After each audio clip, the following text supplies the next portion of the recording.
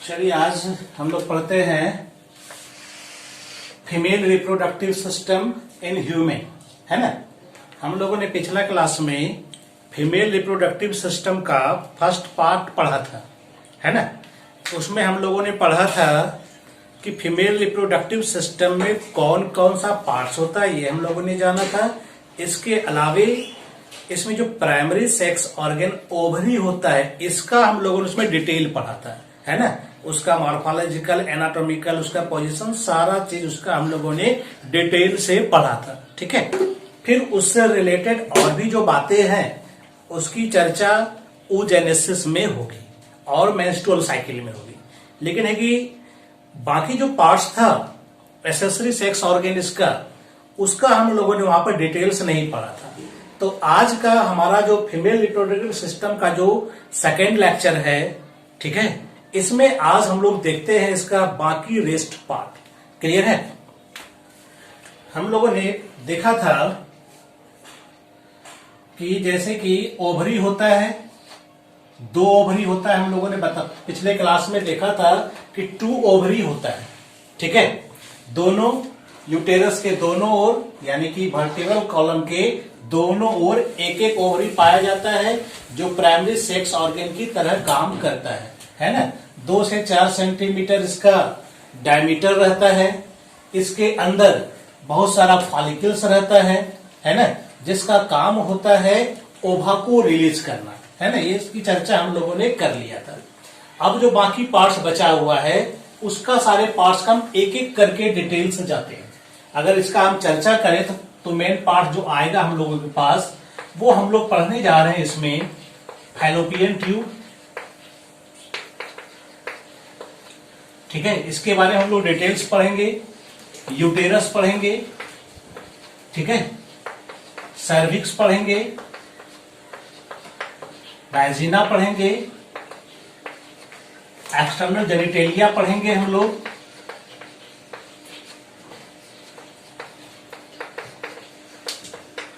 और उसके बाद हम लोग ब्रेस्ट के बारे में भी पढ़ेंगे। ये सारा पार्ट्स हमको इसी सिस्टम के अंदर पढ़ना है, ठीक है।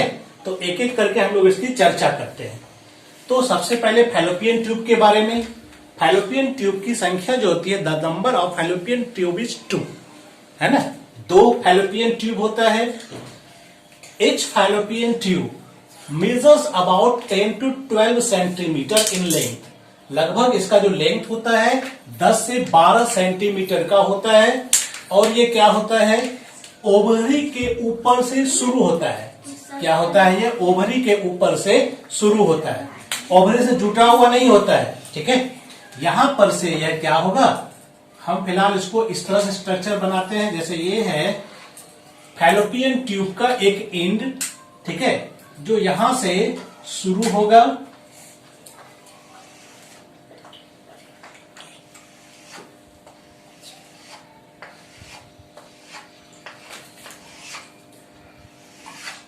क्लियर है ये चीज। तो यहां पर हम लोग देखेंगे फैलोपियन ट्यूब का एक एंड क्या है, ओवरी के पास खुलता है, दूसरा एंड यूटेरस के पास खुलता है ना। एक एंड कहां खुल रहा है, ओवरी के पास खुल रहा है। यहां पर ध्यान रखने वाली बात है कि यह इसके साथ जुटा हुआ नहीं होता है, लेकिन इसको कवर किया हुआ रहता है। वह इसलिए कि चूंकि ओवरी का काम है ओवा रिलीज करना, है ना।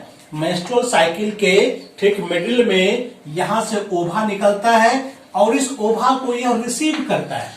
तो यह फैलोपियन ट्यूब का फर्स्ट पार्ट है, जिसको हम लोग कहेंगे, ये जो पार्ट हम देख रहे हैं, this part is called infundibulum. इसको हम लोग क्या कहते हैं, इनफंडिबुलम। ज्यादा ये बड़ा नहीं होता है, 2 सेंटीमीटर का लगभग ये होता है, ठीक है। ज्यादा ये बड़ा नहीं होता। Total fallopian tube 10 to 12 centimetre, okay. तो यहां पर क्या होता है, इसके एंड पर एक ओपनिंग होता है ना। इस ओपनिंग को हम लोग कहते हैं ऑस्टियम कहते हैं, है ना। The opening of fallopian tube at one and is called ostium, okay. और ये जो पार्ट्स होता है, दिस इज फनेल सेपेट, है ना। तो यह फनेल सेपरेट क्या होता है, यहां पर फिम्ब्रिएटेड हो जाता है। ये क्या होता है, यह भाग फिम्ब्रिएटेड होता है। क्लियर है, यह कुछ इस तरह से फिम्ब्रिएटेड होगा। क्लियर है यहां तक, ये क्या होता है, कुछ इस तरह से यह फिम्ब्रिएटेड होता है। तो इस भाग का नाम हो जाता है फिम्ब्राई। क्लियर है, इसका मेन काम क्या होता है कि यह जो ओभा रिलीज करेगा तो यह इसको रिसीव करके अंदर की ओर ले जाएगा। क्लियर है यहां तक। तो ये फैलोपियन ट्यूब का फर्स्ट पार्ट जिसको हम लोग कहते हैं इनफंडिबुलम। क्लियर हो गया। ओपनिंग को कहते हैं, जो इसमें पोर है, जो ओपनिंग है, उसको हम लोग कहेंगे ऑस्टियम कहेंगे। और ये जो फिंगर लाइक प्रोजेक्शन बना हुआ है इसको हम लोग कहेंगे फिम्ब्राई कहेंगे। क्लियर है, ये फनेल शेप का होता है। ओके यहां तक। यह आगे की ओर जाके खुलता है एक wider part, this is wider part. ठीक है, इस पार्ट्स को हम लोग कहते हैं एम्पुला कहते हैं। क्या कहते हैं इसको हम लोग, एम्पुला कहते हैं। क्लियर है यहां तक। तो माना जाता है कि इसी भाग में क्या होता है, फर्टिलाइजेशन होता है। क्या होता है, इसी भाग में फर्टिलाइजेशन होता है। ओके, इसका लेंथ ज्यादा होता है, लगभग 6 to 7 सेंटीमीटर का ये एम्पुला होता है। इसके बाद ये जो वाइडर पार्ट था, this is the wider part, ये आगे चल करके फिर से नैरो हो जाता है। इस नैरो वाले पार्ट्स को हम लोग कहते हैं इस्थमस।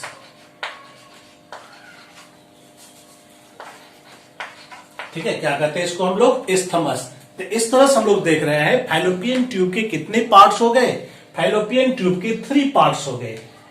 जो इधर एंड वाला पार्ट पर है इसको हम लोग इनफंडिबुलम कहते हैं, मिडिल वाला जो पार्ट है उसको एम्पुला कहते हैं, और यहां दूसरा एंड पर जो पार्ट है जो यूटेरस में आके मिल रहा है इस पार्ट को हम लोग इस्थमस कहते हैं। क्लियर है यहां तक।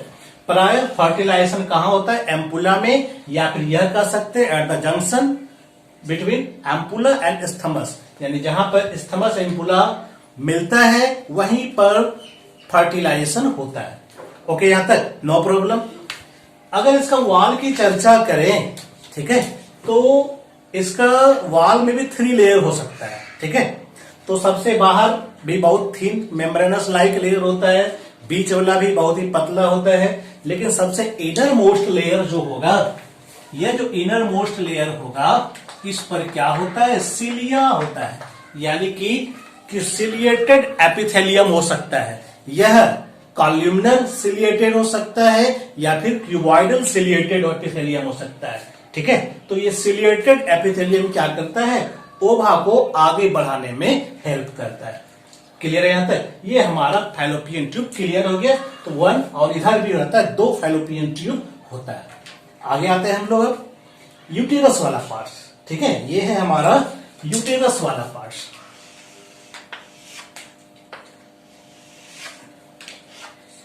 है ना, ये क्या है, ये पूरा जो पार्ट्स हम लोग देख रहे हैं दिस इज द यूटेरस।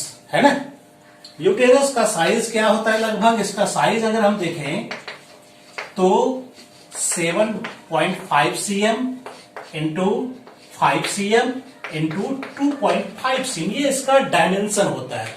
ठीक है, यूटेरस का। ओके यहां तक। कहां पर पोजीशन है, बिल्कुल मिडिल पोर्शन में है। ठीक है, और यूरिनरी ब्लैडर और रेक्टम दोनों के जस्ट बीच में इसका पोजीशन होता है यूटेरस का। इसको हम लोग कहते हैं वॉम्ब भी कहते हैं। ठीक है, क्योंकि इसी में फिटस का डेवलपमेंट होता है। No problem. तो इसका मेन काम क्या हो जाता है, फिटस का डेवलपमेंट कराना। इसका साइज भी जान गए, इसको कहते क्या है, वॉम्ब भी कहते हैं। और इसका अगर शेप की चर्चा करें तो इसका शेप क्या होता है, इन्वर्टेड पियर के शेप में ये पाया जाता है। क्लियर है, ये मेनली इसकी 3 बातें हो गई। साइज हो गया, ठीक है, इन्वर्टेड पियर होता है।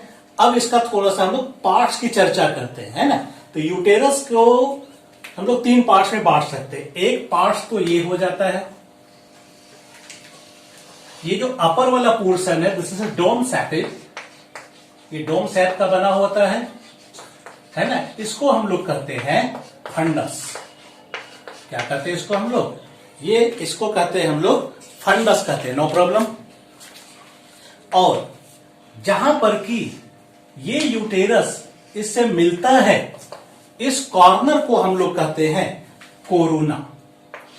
ठीक है, दो पार्ट्स हो गया, पहला पार्ट फंडस, दूसरा पार्ट कोरोना हो गया, और तीसरा पार्ट जो होता है ये नीचे की ओर जो आ रहा है ये पार्ट्स, ठीक है, नीचे की ओर जो पार्ट्स आ रहा है इस पार्ट्स को हम लोग कहते हैं कॉर्पस। क्लियर है? तो यूटेरस के तीन पार्ट्स हो गए। एक पार्ट्स हो गया हमारा कौन सा, ये जो यूटेरस का ऊपर वाला पार्ट्स है, the upper part of uterus is dome separate which is called fundus, and the second part is corona, it is the junction where oviduct और fallopian tube meets the uterus, and the third part is corpus which is downwards part of uterus, है ना, which is tapered at the downward, है ना। ये corpus क्या है, नीचे की ओर टैपर्ड होता है, टैपर्ड डाउनवर्ड। क्लियर है यहां तक? ये तीनों पार्ट्स का काम क्लियर हो गया। हम लोगों ने ये जान लिया कितने पार्ट्स होते हैं, 3 पार्ट्स होते हैं। ओके, यह पार्ट्स अब क्या होगा, ये जो यूटेरस का पार्ट्स है ये यहां पर आकर के काफी नैरो पार्ट्स हो जाता है, काफी सकरा हो जाता है ना, और फिर ये आगे क्या होता है, एक नैरो वाला जो पार्ट्स में खुलता है, इस नैरो वाले पार्ट्स को हम लोग कहते हैं सर्विक्स। क्या कहते हैं इसको हम लोग, सर्विक्स कहते हैं, है ना। और ये जो कैनाल बन जाता है, canal like structure, tubular structure, इसको हम लोग कह सकते हैं सर्विकल कैनाल। क्लियर है यहां तक? तो यूटेरस का जो लोअर पार्ट है वो टैपर्ड होता है, और ये किस में जाकर के खुलता है, सर्विक्स में खुलता है। क्लियर है? तो सर्विक्स कहां जाके खुलेगा, तो ये खुलता है जाकर के कहां, ये खुलेगा जाकर के वैजिना में। कहां खुलता है ये, वैजिना में। वैजिना में खुलता है तो यहां पर एक तरह से 2 ओपनिंग हो जाता है, एक ये ओपनिंग हो जाता है और एक यहां ओपनिंग हो जाता है ना। तो इसको हम लोग कह सकते हैं इंटरनल ओपनिंग, इसको हम लोग कह सकते हैं एक्सटर्नल ओपनिंग। क्लियर है यहां तक? ये ख्याल मेरे ख्याल से समझ में आ गया है। तो ये हो गया यूटेरस का पार्ट्स, नो प्रॉब्लम। अब आते हैं इसका वॉल पर भी चर्चा कर लेते हैं। अगर यूटेरस की वॉल की बात करें, है ना, ये यूटेरस है, इसकी अगर हम वॉल की बात करें तो 3 लेयर होता है इसके वॉल में। कितना लेयर होता है, 3 लेयर होता है इसके वॉल में, है ना। एक सेकेंड मिटा देते हैं पहले।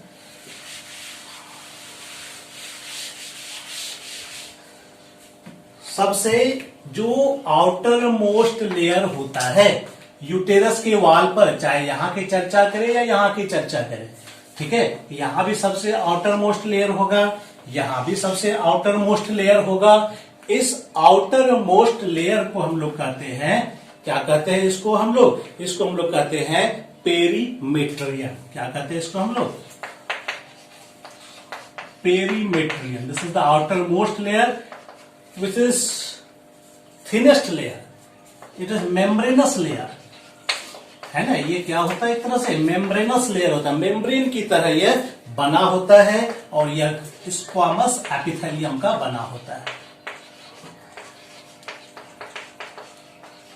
ठीक है, क्लियर है? तो यह यूटेरस का जो आउटर मोस्ट वॉल है पेरीमेट्रियम है। क्लियर है? यह पेरीमेट्रियम कैसा होता है, एक थीन लेयर होता है जो कि मेम्ब्रेनस होता है, और यह स्क्वामस एपिथेलियम का बना होता है। जस्ट उसके नीचे जो होता है वो थोड़ा ज्यादा थिक लेयर होता है। यहां पर हम देख सकते हैं, खास करके इस फंडस वाले पार्ट में यहां पर थोड़ा ज्यादा थिकनेस इसका दिख रहा है। ठीक है, इस मिडिल लेयर को हम लोग कहेंगे, ठीक है, मायोमेट्रियम। क्या कहेंगे इसको हम लोग, मायोमेट्रियम कहेंगे। क्लियर है? बीच वाली लेयर को क्या कहेंगे हम लोग, मायोमेट्रियम कहेंगे। यह मायोमेट्रियम क्या है, तो फंडस के पास यह थिकेस्ट होता है और सर्विक्स के पास यह थिनेस्ट होता है। याद रखना है, यह जो फंडस मिडिल लेयर है मायोमेट्रियम का, तो यह मायोमेट्रियम क्या है, फंडस के पास थिकेस्ट लेयर के रूप में है, और ये जो सर्विक्स के पास है यहां पर यह थिनेस्ट लेयर के रूप में पाया जाता है। क्लियर है? वेरी वेरी इंपॉर्टेंट लेयर है ये। यह मायोमेट्रियम में 3 लेयर होता है, 3 layer of smooth muscle fibre, है ना।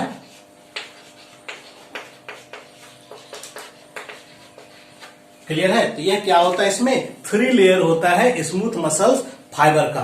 क्लियर है यहां तक?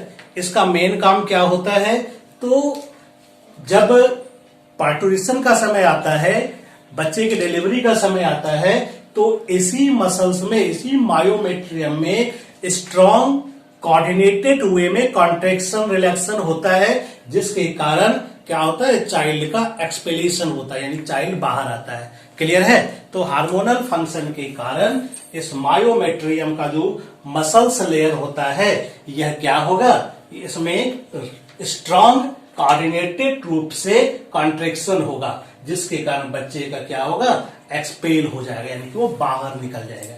क्लियर है? तो ये 2 लेयर हो गए। तीसरे लेयर की बात करते हैं हम लोग, that is the most important layer. ठीक है, सबसे जो अंदर का जो लेयर है, ठीक है, जिसको हम लोग कहते हैं एंडोमेट्रियम, है ना।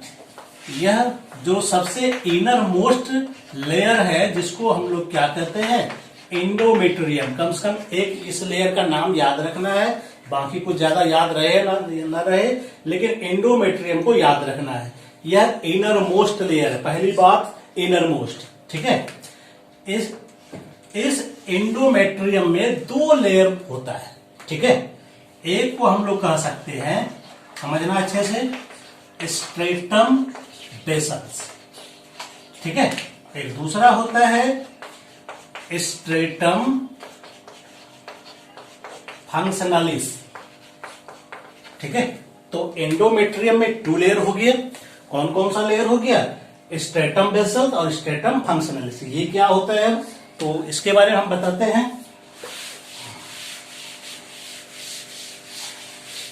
तो एक्चुअल में क्या होता है एंडोमेट्रियम में, कि जो सबसे नीचे का लेयर होगा, ये मान लो है, तो ये यहां पर जो लेयर पाया जाता है, ठीक है, सबसे नीचे में, यह है हमारा स्ट्रेटम बेसल्स। ठीक है, यह परमानेंट रहता है, इसमें कोई चेंजेस नहीं आता है। लेकिन इसके ऊपर जो लेयर होता है स्ट्रेटम फंक्शनलिस का, ठीक है, इसके ऊपर जो लेयर है स्ट्रेटम फंक्शनलिस का, ठीक है, यही मेन फंक्शन करेगा, यही एक्टिव रहता है, यही जो है मेंस्ट्रुएशन के दौरान यही टूट करके सारा बाहर निकलता है ना।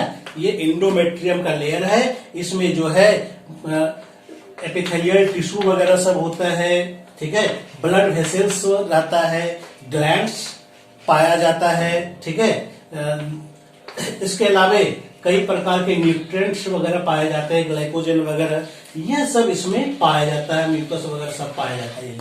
ठीक है, तो हर एक मंथ में क्या होता है, मेंस्ट्रुएशन साइकिल के दौरान जब प्रोजेस्टेरोन हार्मोन कम हो जाता है, तो कैसे होता है, हम लोग इसकी भी चर्चा करेंगे। जब प्रोजेस्टेरोन लेवल कम हो जाता है, तो ये जो लेयर होता है, जिसको हम लोग कहते हैं स्ट्रेटम फंक्शनलिस, यह क्या होगा, टूट करके बाहर निकल जाता है, जिसको हम लोग कहते हैं मेंस्ट्रुएशन। क्लियर है? और उसके बाद मेंस्ट्रुएशन के बाद फिर से ये लेयर बनेगा, तो बनाएगा कौन, तो ये जो नीचे लेयर है बेसल वाला पार्ट, यही फिर क्या करेगा, इस टिश्यू का फिर से निर्माण कर देगा, यानी फिर से कंप्लीट एंडोमेट्रियम क्या होगा, तैयार हो जाएगा। क्लियर है? क्योंकि इसका मेन काम क्या है, यही जो है फर्टिलाइजेशन के बाद जो जाइगोट बनता है उसको न्यूट्रिशन प्रोवाइड करेगा, यही ग्रो करेगा, यही फीटस का निर्माण करेगा। तो इसको जो न्यूट्रिएंट्स वगैरह चाहिए सब यहीं से मिलने जा रहा है ना, इसी एंडोमेट्रियम से इसको मिलना है। क्लियर है? इसीलिए इसका हर एक महीने में तैयार होना जरूरी है। क्लियर है? अगर फर्टिलाइजेशन हो जाता है, ठीक है, तब ये लेयर नष्ट नहीं होता है, यह बनते रहेगा। इसके लिए प्रोजेस्टेरोन हार्मोन का लेवल मेंटेन रहता है। कैसे रहता है, ये सबकी चर्चा होगी अभी आगे क्लास में। ठीक है, प्रोजेस्टेरोन हार्मोन का लेवल अगर मेंटेन है, तो क्या होता है यह इंडोमेट्रियम का लेयर भी मेंटेन रहता है और यह ग्रोइंग फीटस को न्यूट्रिएंट प्रोवाइड करता रहेगा और यह पूरा का पूरा तैयार हो जाएगा। जब तक इसका कंप्लीट डेवलपमेंट नहीं होता है तब तक यह लेयर क्या करेगा, इसको न्यूट्रिएंट देता रहेगा। लेकिन अगर फर्टिलाइजेशन नहीं होता है तब क्या होगा, ये इंडोमेट्रियम का लेयर क्या होगा, टूट फूट करके मेंस्ट्रुएशन के कारण बाहर निकल जाएगा, है ना। तो फर्टिलाइजेशन जब नहीं होगा तो उसमें प्रोजेस्टेरोन हार्मोन का लेवल कम हो जाता है। कम होने के बाद यह स्वयं टूट फूट करके बाहर निकल जाएगा। क्लियर है। तो यही कहानी चलती है। इसकी कहानी और भी आगे भी आएगी मेंस्ट्रुएशन साइकिल में, हम लोग वहां पढ़ेंगे। क्लियर है। तो ये हो गया हमारा इंडोमेट्रियम। तो 3 लेयर हो गया इसमें। यूटेरस में सबसे बाहर का जो लेयर था उसको हम लोग कहेंगे पेरीमेट्रियम, जो कि थिन मेम्ब्रेनस टाइप का है, कोई खास उसका यूटिलाइजेशन नहीं है। बीच वाला जो है उसको हम लोग मायोमेट्रियम कहते हैं। यह जो है फंडस वाले पार्ट्स में ज्यादा थिक होता है, सर्विक्स वाले भाग में थीन होता है। ये याद रखना है। इसका मेन काम कब आता है, जब बच्चे की डिलीवरी होने लगती है। तो चूंकि इसमें स्मूथ मसल्स है, इसमें कोऑर्डिनेटेड वे में इसमें कॉन्ट्रेक्शन होता है, जिसके कारण बच्चे का एक्सपेलेशन होगा और फिर ये बाहर आ जाएगा। क्लियर है। यहां तक मेरे ख्याल से ये समझ में आ गया है। आगे बढ़ते हैं हम लोग।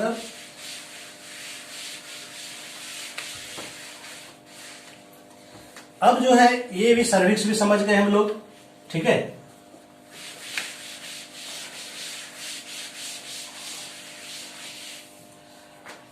सर्विक्स के बाद बारी आती है हमारा, ठीक है, ये जो हमारा सर्वाइकल कैनाल बना हुआ है ना, और यहां पर ये वैजिना बनता है। ठीक है। ये वाला पार्ट सर्वाइकल कैनाल, जिसमें कि 2 ओपनिंग है, internal opening and external opening, है ना। 2 तरह का इसमें ओपनिंग है। ये वाला पार्ट कहलाता है वैजिना, यानी कि इसको हम लोग कहते हैं बर्थ कैनाल भी। क्या कहते हैं इसको हम लोग कहते हैं बर्थ कैनाल भी, क्योंकि इसी के द्वारा, ठीक है, बच्चे का जन्म होगा। इसी के द्वारा बच्चा क्या होता है, डेवलप होने के बाद इसी रास्ते से बाहर निकलता है। यह क्या काम करता है, तो मेनली यह क्या करता है, सेक्सुअल इंटरकोर्स के दौरान यह पेनिस को रिसीव करेगा और उस क्रम में इसमें सीमेन पहुंचेगा, यानी कि इंसेमिनेशन का प्रोसेस होगा और फिर यहां से स्पर्म्स इस रास्ते से निकल करके ओवा तक पहुंच करके फर्टिलाइजेशन करेगा। यानी कि इसका यूज क्या होता है, मेनली यह स्पर्म्स को रिसीव करके पहुंचाने का काम करेगा आगे। क्लियर है। तो ये हुआ हमारा फीमेल का रिप्रोडक्टिव सिस्टम का मेन पार्ट्स वैजिना, जिसकी लंबाई जो हो सकती है लगभग 4 इंच के आसपास। ठीक है।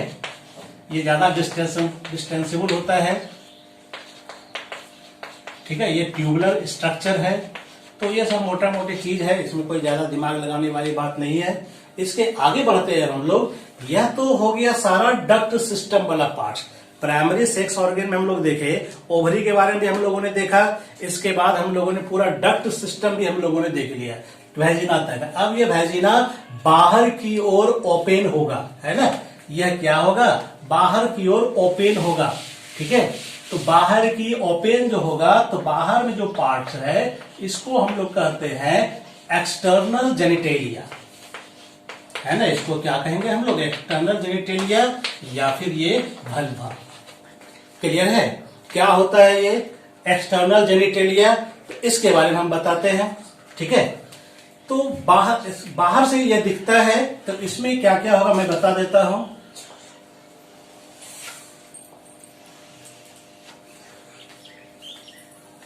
इसमें जो ओपनिंग है, वैजिनल ओपनिंग और यूरेथ्रल ओपनिंग, इसके ठीक ऊपर पर फैटी टिश्यू स्टोर्ड रहता है ना।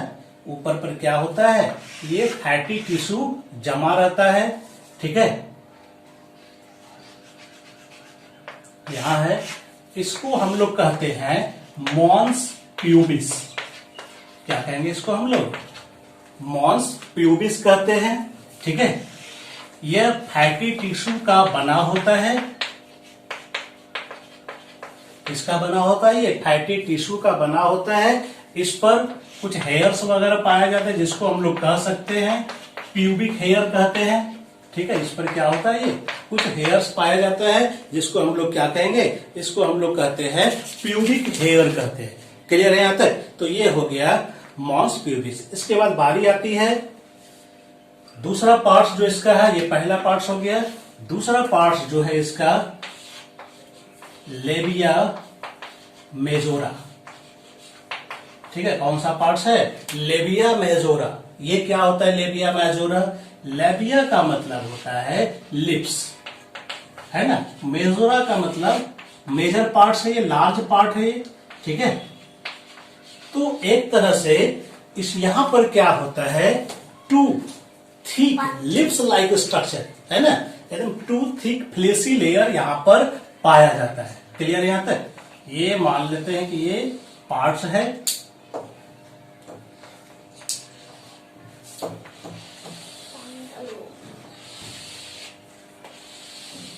ये दो लिप्स लाइक स्ट्रक्चर होते हैं, इसको हम लोग कहते हैं मेजर लेबिया। इस पर क्या होता है, तो इस पर प्यूबिक हेयर पाया जाता है। इस पर भी क्या होगा, ये क्या होगा, प्यूबिक हेयर के द्वारा ये कवर्ड होगा। इसके अलावे भी इसके अंदर क्या होता है, कुछ ग्लैंड्स होता है ना। कौन सा ग्लैंड होता है, तो इसमें सीबेसियस ग्लैंड होता है। इसमें क्या होता है, कौन सा ग्लैंड होता है, सीबेसियस ग्लैंड होता है। और एक ग्लैंड होता है एपोक्राइन सुडोरीफेरस ग्लैंड। ठीक है, एपोक्राइन सुडोरी दिख रहा है। तो दो तरह का ग्लैंड कहां पाया जा रहा है, ये पाया जा रहा है लेबिया मेजोरा में, है ना, जो कि सबसे बाहर से दिखता है। एक तरह से दो टिश्यू का फोल्ड है ना। तो ये क्या कर रहा है, ये एक्सटर्नल जेनिटेलिया को कवर करने का ये काम कर रहा है। क्लियर है? इस पर प्यूबिक हेयर पाया जा रहा है और सीबेसियस ग्लैंड पाया जाता है। इसके अलावा एपोक्राइन सुडोरीफेरस ग्लैंड पाया जाता है। इस ग्लैंड से एक स्पेसिफिक ऑर्डर निकलता है, एक गंध निकलता है ना। क्लियर है यहां तक? तो यह काम किसका हो गया, मेजर लेबिया मेजोरा का। दूसरा, एक और इसके नीचे एक और टिश्यू फोल्ड पाया जाता है ना। इस टिश्यू फोल्ड को हम लोग क्या कहेंगे, ये है दूसरा टिश्यू फोल्ड। ठीक है, इस टिश्यू फोल्ड को हम लोग कहेंगे, वो लेबिया मेजोरा था, ये लेबिया माइनोरा होगा, है ना। लेबिया मतलब लिप्स ही हो गया, यहां पर भी मैनोरा का मतलब होता है माइनर, यानी कि छोटा, यानी इसकी तुलना में ये क्या होगा, छोटा होगा। इसके नीचे एक और टिश्यू फोल्ड पाया जाता है। ठीक है, जिसको हम लोग कहते हैं लेबिया मैनोरा। इस पर भी ग्लैंड पाया जाएगा, सीबेसियस ग्लैंड। इस पर भी क्या होगा, सीबेसियस ग्लैंड पाया जाता है। क्लियर है यहां तक? No problem. और प्यूबिक हेयर भी कुछ पाया जा सकता है। ओके यहां तक? तो यह जहां पर ऊपर की ओर मिल रहा है, यह जहां पर ऊपर की ओर ये मिलता जो है, ठीक है, यहां पर, तो यहां पर मेल की तरह ही एक छोटा सा पार्ट्स होता है जिसको हम लोग कहते हैं क्लिटोरिस। क्या कहेंगे इसको हम लोग, क्लिटोरिस, है ना।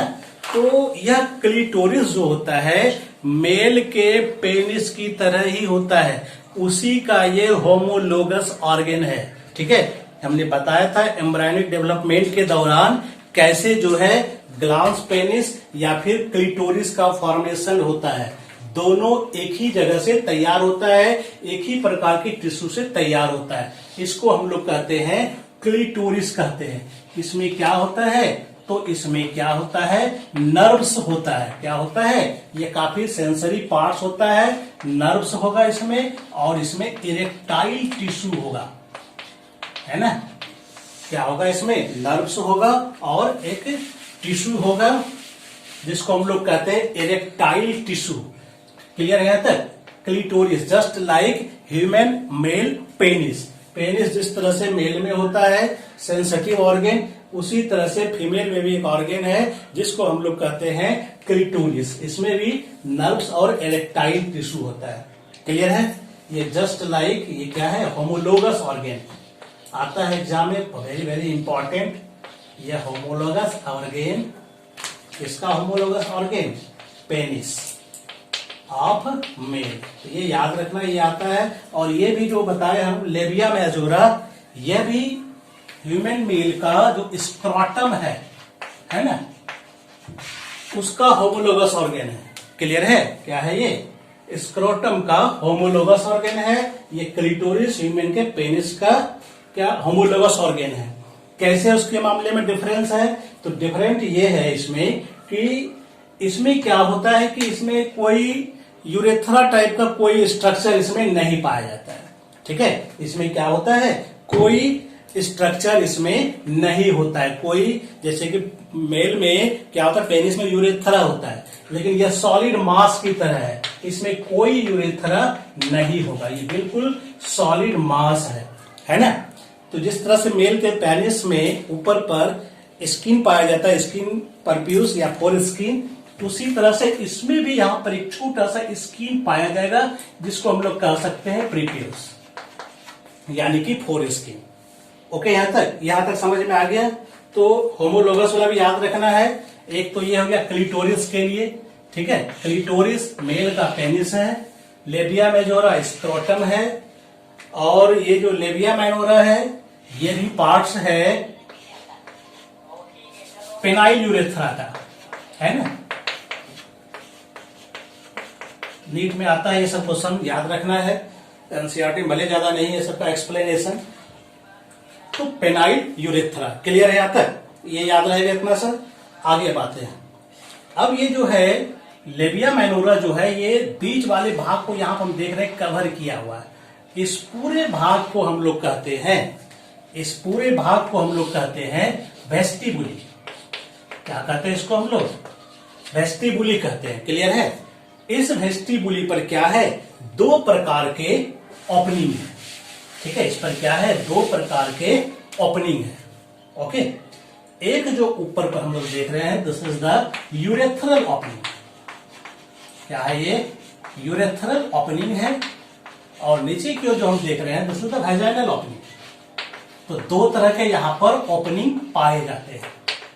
ठीक है, एक वेजाइनल ओपनिंग और एक यूरेथ्रल ओपनिंग। यूरेथ्रल ओपनिंग मतलब यूरिन के पैसेज है ये, इसके दोनों ओर, ठीक है, यूरेथ्रल ओपनिंग के दोनों ओर भी एक ग्लैंड है। यूरेथ्रल ओपनिंग में इसके वाल पर क्या होता है, अंदर की ओर ग्लैंड है जिसको हम लोग कहते हैं पारा यूरेथ्रल ग्लैंड। क्या कहते हैं इसको हम लोग? पारा यूरेथ्रल ग्लैंड कहते हैं। क्लियर है? क्या कहते हैं इसको हम लोग? पारा यूरेथ्रल ग्लैंड कहते हैं या फिर स्केनिस ग्लैंड कहते हैं। ठीक है, इसका नाम क्या है? पारा यूरेथ्रल ग्लैंड, जो कहां है, यूरेथ्रल ओपनिंग के दोनों ओर ये ग्लैंड पाया जाता है जो म्यूकस लाइक सब्सटेंस को सीक्रेट करता है। क्लियर है? यहां तक ये क्लियर हो गया इसके लिए, यूरेथ्रल ओपनिंग के लिए। वेजाइनल ओपनिंग पर आते हैं, तो वेजाइनल ओपनिंग पर क्या होता है, पार्शियली या कवर्ड होता है एक मेम्ब्रेनस स्ट्रक्चर से, जिसको हम लोग कहते हैं हाइमेन, है ना। वेजाइनल ओपनिंग पर क्या होता है, पार्शियली कवर्ड एक मेम्ब्रेनस स्ट्रक्चर है जिसको हम लोग क्या कहते हैं, हाइमेन कहते हैं। क्या कहते हैं इसको हम लोग? हाइमेन कहेंगे। यह हाइमेन क्या है, तो यह हाइमेन जो इस पर पाया जाता है, तो कई लोग इसको मानते हैं कि अगर hymen, if the hymen is present it means female is virgin, है ना। यह वर्जिन सिंबल को दर्शाता है कि अगर हाइमेन मौजूद है इसका मतलब क्या है कि ये फीमेल वर्जिन है। क्योंकि ऐसा माना जाता है कि ये हाइमेन क्या होता है, हाइमेन का जो मेम्ब्रेन है यह जो है सिर्फ और सिर्फ सेक्सुअल इंटरकोर्स के दौरान ब्रेक होता है। क्लियर है? लेकिन ऐसी बात नहीं है, यह क्या हो सकता है, फिजिकल एक्सरसाइज से, हैवी एक्सरसाइज से, साइकिलिंग से, इस तरह के वर्क से भी हाइमेन का जो मेम्ब्रेन है यह टोर्न आउट हो सकता है। तो इसका मतलब ये है कि इसका जो है वर्जिनिटी से कोई लेना देना नहीं है। क्लियर है? तो ये हुआ हाइमेन। क्लियर है? आगे बढ़ते हैं हम लोग वेजिनल ओपनिंग के बारे में। वैजिनल ओपनिंग के पास भी दो लार्ज ग्लैंड होते हैं, है ना। यहां पर भी क्या होता है, दो लार्ज ग्लैंड होते हैं, जिसको हम लोग कहते हैं वेस्टिबुली ग्लैंड या फिर बर्थोलिन ग्लैंड। क्या कहेंगे इसको हम लोग, बर्थोलिन ग्लैंड, या फिर हम इसको क्या कहते हैं, बर्थोलिन ग्लैंड कहेंगे, या फिर इसको हम लोग वेस्टिबुली ग्लैंड कहते हैं। क्लियर है। तो यह क्या होता है, यह यहां पर इसके लिए याद रखना है, यह बर्थोलिन ग्लैंड जो होता है यह कॉपर्स ग्लैंड का होमोलोगस होता है ना। बर्थोलिन ग्लैंड जो कि फीमेल के वेजिना में पाया जाता है, ठीक है, फीमेल का वेस्टिबुली में जो पाया जाता है, ठीक है, यह म्यूकस टाइप का सब्सटेंस को यह सेक्रेट करता है और यह जस्ट लाइक यह कॉपर्स ग्लैंड की तरह होता है। क्या होता है ये, जस्ट लाइक ये कॉपर्स ग्लैंड की तरह ये होता है। क्लियर है यहाँ तक। तो ये हो गया हमारा ये टोटल एक्सटर्नल जेनिटल एरिया। तो ये फीमेल का रिप्रोडक्टिव सिस्टम हो गया पूरा, इसमें कहीं किसी कोई प्रॉब्लम नहीं है। अब आगे बढ़ते हैं, एक और पार्ट इसका बचा हुआ रह गया, इसको भी खत्म कर देते हैं, ठीक है। क्योंकि इसमें कंटेंट ज्यादा है तो इसको थोड़ा सा बार बार देखना पड़ेगा, तब जाकर के ये समझ में आएगा, नहीं तो फिर समझना मुश्किल हो जाएगा। अब है ये ब्रेस्ट। तो ये ब्रेस्ट वाला पार्ट भी जो है वेरी वेरी इंपॉर्टेंट है, यह भी फीमेल रिप्रोडक्टिव सिस्टम का पार्ट है, ठीक है। क्लियर है यहाँ तक। तो ये कहाँ पाया जाता है, सबको पता है ही, फीमेल में यह ब्रेस्ट फंक्शनल होता है। क्या होता है ये, लेकिन मेल में क्या होता है, ये नॉन फंक्शनल होता है। क्लियर है। तो ब्रेस्ट जो होता है यह क्या होता है, एक तरह से ये जो सेबेसियस ग्लैंड होता है इसका मॉडिफिकेशन है ना। क्या है ये, सेबेसियस ग्लैंड का मॉडिफिकेशन है। इसकी संख्या 2 होती है। इसका मेन वर्क जो हो जाता है कि जब डिलीवरी के बाद बच्चे को मिल्क देने के काम में इसका यूज होता है, ठीक है। प्राय मिल्क फीडिंग के लिए इसका यूज होता है। क्लियर है यहाँ तक। तो किसका बना होता है ये ब्रेस्ट,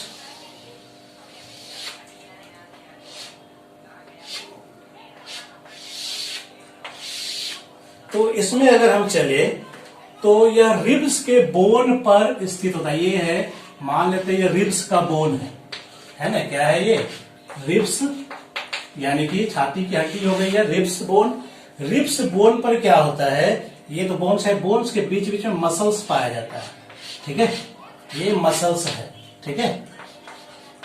इसके सहारे ये टिका हुआ रहता है और बीच बीच में क्या होता है, कुछ लिगामेंट वगैरह भी होता है जो इसे अपने जगह पर रखता है। क्लियर है यहाँ तक। और इसके अलावे और भी एक इंपॉर्टेंट मसल्स है जो इस जगह पाया जाता है, जिसको हम लोग क्या कहते हैं, पेक्टोरेलिस मेजोरा, ठीक है। पेक्टोरेलिस मेजोरा या मेजर। क्लियर है। तो ये एक तरह से यहां पर भी मसल्स पाया जाता है जो इसको अपनी जगह पर रखता है। किसका बना होता है ये, तो इसमें मेनली क्या होता है, मेनली इसमें फैटी टिश्यू पाया जाता है। क्या पाया जाता है इसमें, ये है फैटी टिश्यू, है ना। क्या होता है इसमें, फैटी टिश्यू कहते हैं या एडिपोज टिश्यू, याद रखना है। तो ये तो खैर इसका बाहरी पार्ट्स है, लेकिन जो इसका मेन स्ट्रक्चर हम लोग को पढ़ना है, यह पढ़ना है कि इसके अंदर क्या होता है, कई लोब्यूल्स होते हैं। क्या होता है इसमें, इसमें कई लोब्यूल्स होता है, लगभग 15 to 20 में यह लोब्यूल या मेमोरी लोब कहा जाता है इसको, ठीक है। मेमोरी लोब हर एक ब्रेस्ट में होता है, इसकी संख्या 15 to 20 होती है ना। क्या होता है इसमें, 15 to 20 मेमोरी लोब्स होता है। इसके अंदर क्या होता है, कई एल्वियोली बनता है। ये एल्वियोली है, मान लेते हैं, ठीक है।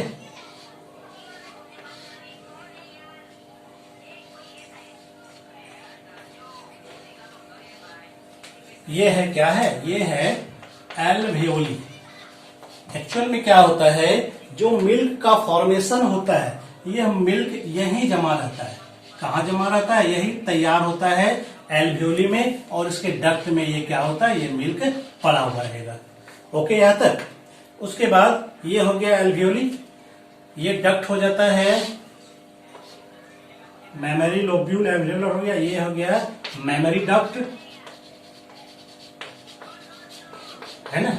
ये मिल्क क्या होता है? यहां से निकल के मेमोरी डक्ट में आएगा, और ये मेमोरी डक्ट आगे चल करके थोड़ा सा ये ज्यादा ब्रॉड हो जाता है, जिसको हम लोग कहते हैं एम्पुला। क्या कहते हैं इसको हम लोग?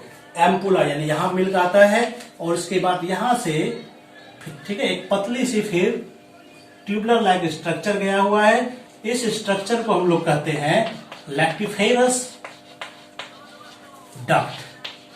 ठीक है, इसको क्या कहते हैं हम लोग? लैक्टिफेरस डक्ट कहते हैं।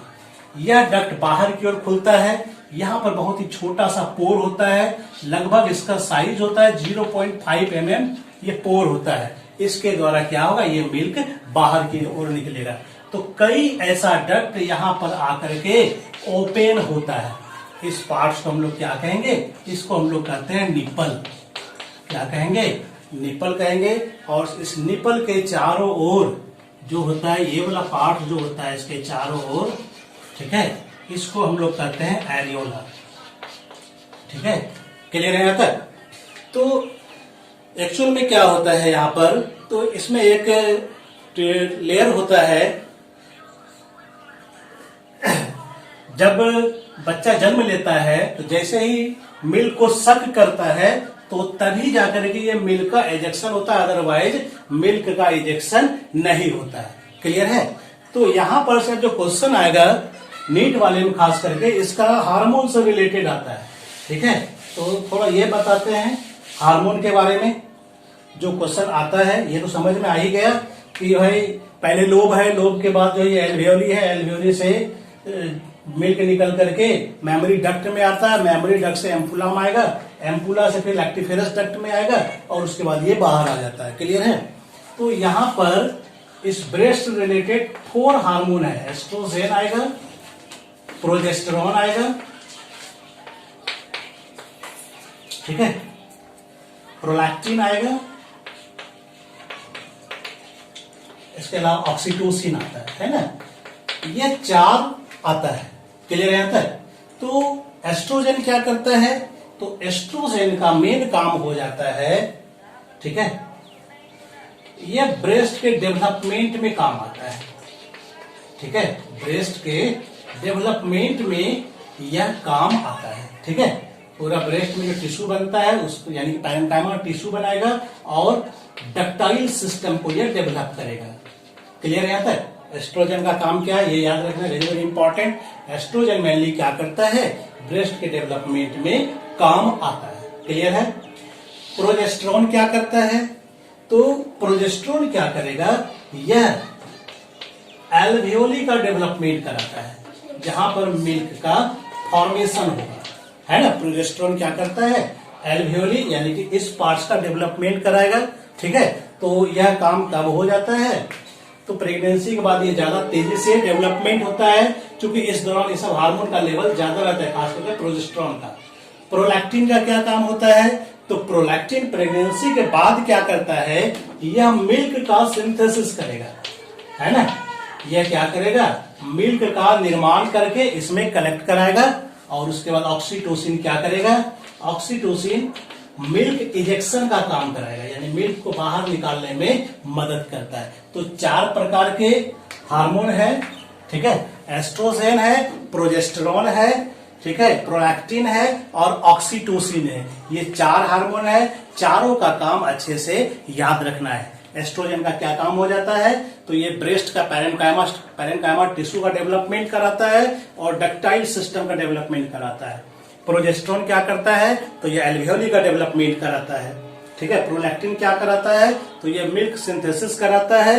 ऑक्सीटोसिन क्या कराता है? तो यह मिल्क इजेक्शन का काम कराता है। तो ये 4 हार्मोन है, चारों का काम याद रखना है। क्लियर है? तो ये आज फीमेल रिप्रोडक्टिव सिस्टम कंप्लीट अब खत्म हो गया है। ठीक है, इसमें किसी प्रकार का डाउट हो तो फिर मैसेज करना है, उसका जवाब मिलेगा। और अगला क्लास जो अब हमारा होगा वो होगा इसके बाद का, यानी कि हम लोग पढ़ेंगे oogenesis और मेंस्ट्रुअल साइकिल। ठीक है, क्लियर है? तो इसको यहीं तक रखते हैं। धन्यवाद।